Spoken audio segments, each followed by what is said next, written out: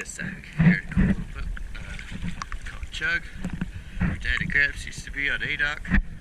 Ortega River Burrito, February 2nd, 2022. So we're going to take an after video. Cleaned up pretty nice.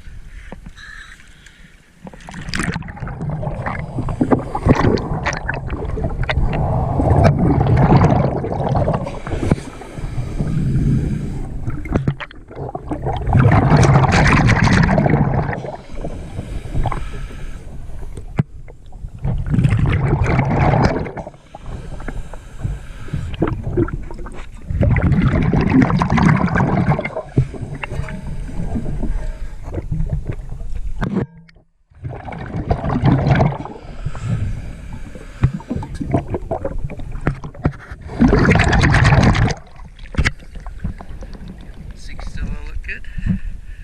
There again, that's Chug.